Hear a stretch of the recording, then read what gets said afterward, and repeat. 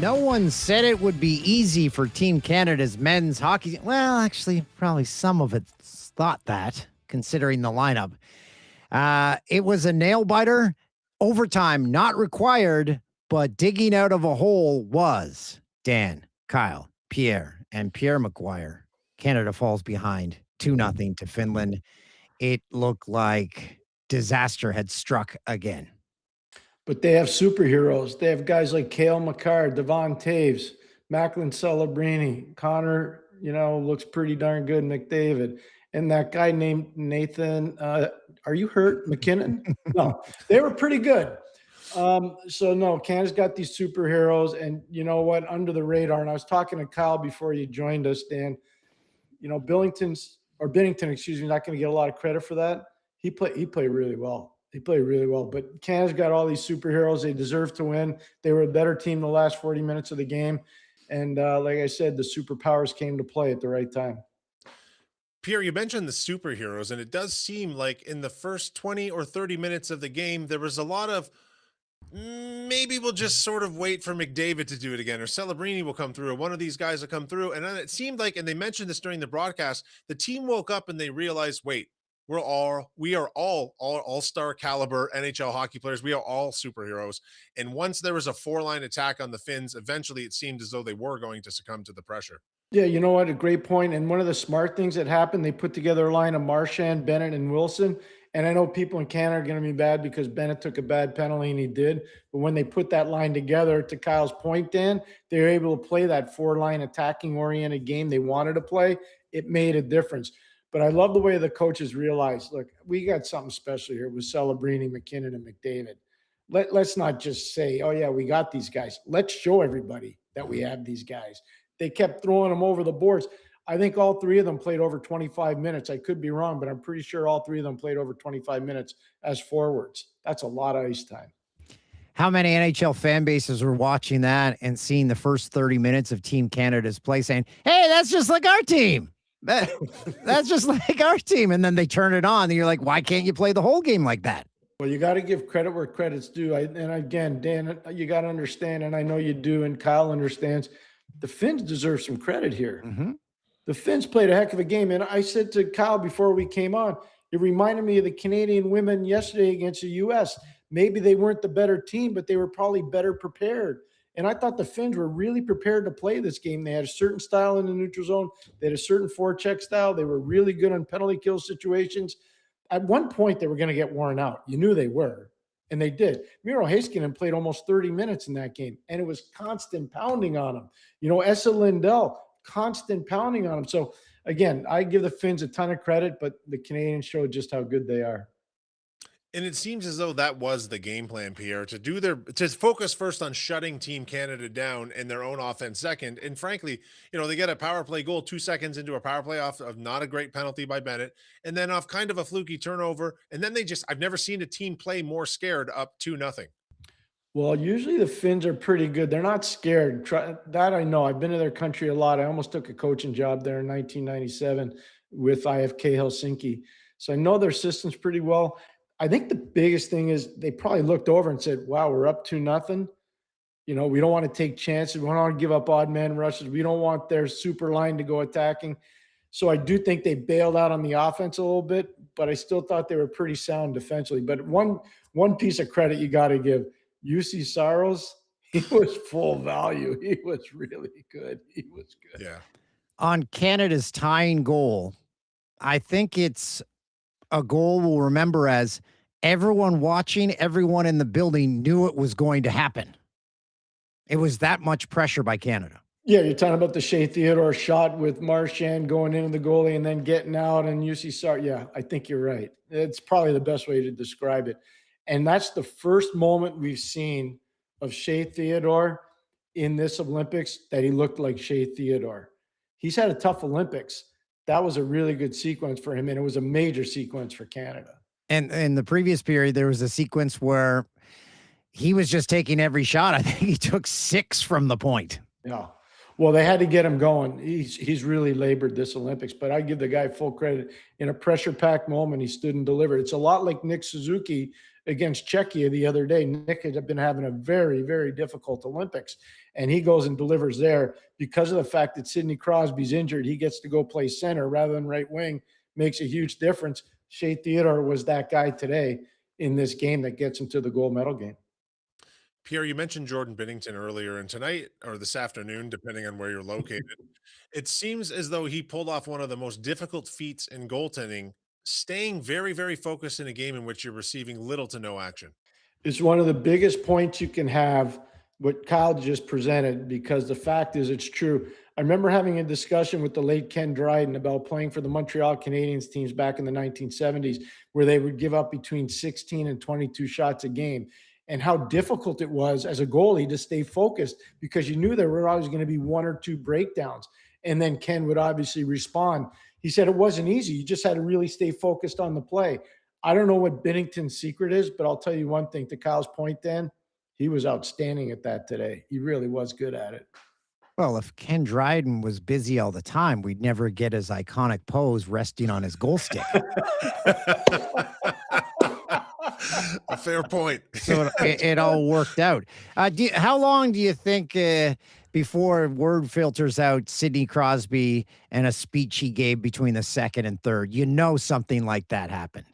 I hope it did. I mean, I hope Sid's not divorced from the group. It's really important that a guy that's such a leader and a captain of a team and a Stanley Cup winner 3 times and 2 Olympic golds and 1 World Junior gold and a World Cup of hockey, you would think that he'd have enough gravitas. He could walk in the room and deliver an eloquent moment. And I think he probably did. Whether he did it during the second and third period, I don't know. But I know one thing, his presence is felt around that team.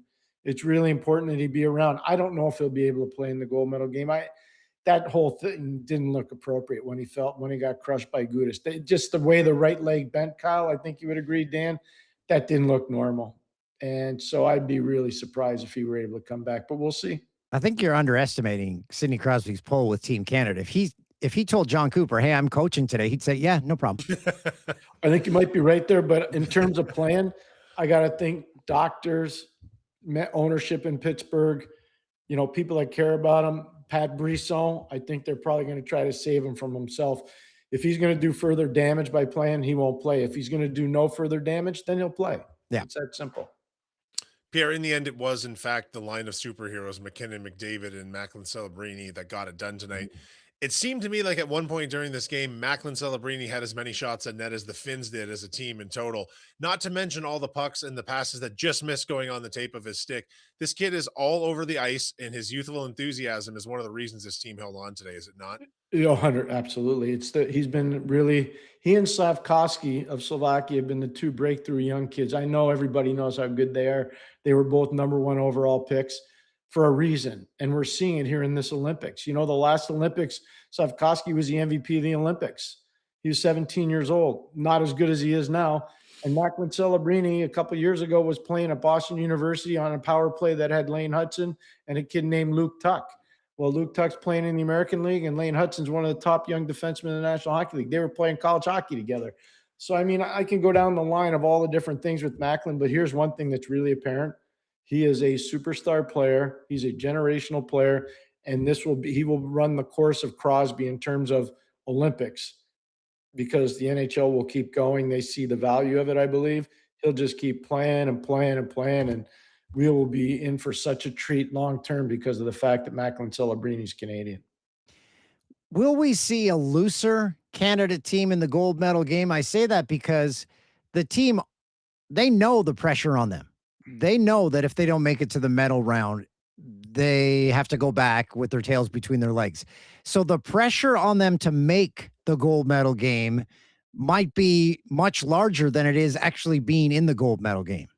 Such a good point. So I'll use an example. If they lose to Czechia, can you imagine the vitriol that they all would have faced when they got off the plane, whether it was in Toronto, Vancouver, Montreal, wherever they were coming into? It would have been savage. Well, now they're into where they need to be. Everybody's not going to say, "Oh, this team was a loser team." They got to the gold medal game. Now they have to take advantage. So I do think the pressure will be off them. I do think they'll play freer. And if they ever played the Americans, it would be more of an NHL style game. I think they would be more prepared and more excited about playing that style than playing some of the tough stuff they've had to face with tactics from Czechia and from Finland, which are way different tactics than NHL tactics.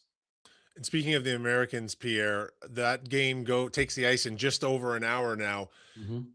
Without doubt, Slovakia is not going to roll over for this American team. So how would Canada match up against these two teams separately? Well, against the United States, I think they'd match up really well, especially through the middle. Even though they don't have Crosby, they'd still match up really well through the middle. You know, the Americans with Eichel, with Matthews, with Dylan Larkin, with Brock Nelson, pretty good down the middle. You look at Canada, obviously, with McDavid, whether you play McKinnon on right winger at center. You know, you got so many opportunities to play different guys. Sam Bennett, Nick Suzuki. I mean, they've got a wealth of Bo Horvat. They got a wealth of center icemen. So I think that's where they match up really well. If I give one edge to the Americans, I'll give the edge of better team defense. If I could give one edge to Canada, more pure offense through their first four lines. So that's kind of where there's a dividing line. Will the better team defense beat the better forward offense, or will the better offense beat the better team defense? Is the comparison of Canada playing the U.S. As opposed to Canada playing the teams that they've played up until this point is like the difference between the AHL and the NHL? You talk to NHLers, they say it's easier to play in the NHL than it is the AHL because there are systems in place. Everyone kind of is going the same direction. In the AHL, you don't know what the hell's going to happen. So correct. And I'll use a player's name, and I hope he hears from his friends. Danny Kesmer. Danny Kesmer played for me. He was an All-American from Lake Superior State. He played for me in Hartford. Danny Kesmer was a very useful NHL defenseman. We sent him down for whatever reason. I forget. I went to go watch him play in Springfield in the American League. And I said to the coach at the time, Jay Leach in Springfield, I said, "What'd you do to Kesmer? He can't play. Can't play here." And he goes, "He's not used to guys not being in the right place." I said, "You're right." And I called my GM at the time, Paul Hunger. I said, "Get Kesmer out of here because we're killing him." So we pulled him back up. So there is a difference. There is, especially when you have a high hockey IQ. No question there's a difference. Absolutely. Pierre, you know a lot more American hockey pundits than I do. It seems to me like the energy for this tournament is sky high south of the border right now as well. We know what the situation is in Canada. The country was just closed for 3.5 hours. But down in the States, it seems like the thirst for this gold medal is just as high. How much of that has to do with the great play we saw in the Four Nations, or is it just the Olympic spirit and the NHLers return to the ice? No, it's got a lot to do with a lot of things. And one you just touched on, the Four Nations was a building block for this. The Netflix documentary on the 1980 Olympic team that was released just before the Olympics, that has been gigantic here in the United States. Even I live in the South. Where I live right now, I got neighbors that are former big time football players. Some of them still play in the NFL. They're all talking about what a great documentary that was, and they want to watch Olympic hockey. And the women, obviously, they were watching the women, and there's a carryover now to the men. So you put it all together. To Kyle's point, Dan, it's spot on. You know, the truth is that people want to watch this event. They do, and that's a good thing for hockey. Hopefully, it catches on after the Olympics. Yeah, it's the Olympics. There's nothing like it. So, Pierre, you get the ability to address Team Canada. What are the three things you tell them they need to work on in the gold medal game? We're going to move the puck faster out of our own zone. We're going to really bear down on faceoffs, and we are not going to take silly penalties after the whistle. That's it. Three simple, easy things for them to comprehend. The rest of it, they'll go out and play. They got more than enough talent. Don't convolute their brain power. The biggest thing, though, simplify everything. Move the puck quicker out of your own zone. Dominate faceoff situations, and no silly penalties after whistles. Pierre, are the Canadian players now going to sit in the stands and watch the U.S.-Slovakia game? I would say some might. If I were the coaches, I'd want them out of there, though. You've had enough energy burnt. Go have a nice meal with your family. Go relax. Maybe have a glass of red wine. But I'd want them out of the environment. I think the coaches can go and scout. They know what they're going to be facing. Tomorrow you come back to the rink ready to work. Implement your game plan for the gold medal game on Sunday. I showed them reactions to Sidney Crosby's golden goal from across Canada on a loop and say, guys, this is your moment. So you and I were blessed to be there. Like I will never forget that day as long as I live. Did the game with Chris Cuthbert, and I will always remember. It's one of the most emotional days I've ever had in my life. I mean, it was unbelievable. So proud to be Canadian that day. Really proud.